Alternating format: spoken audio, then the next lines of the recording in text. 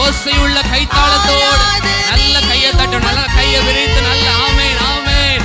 ஆராதனை ஓ ஹalleluya, ஆராதனை உமக்கே. இந்த நோயிலுள்ள நாட்களெல்லாம் உம்மை புகழ்ந்து பாடிடுவே. இருதயம் தேவனை பார்த்து ஆமென். இந்த வார்த்தைகள் இருதயத்திலிருந்து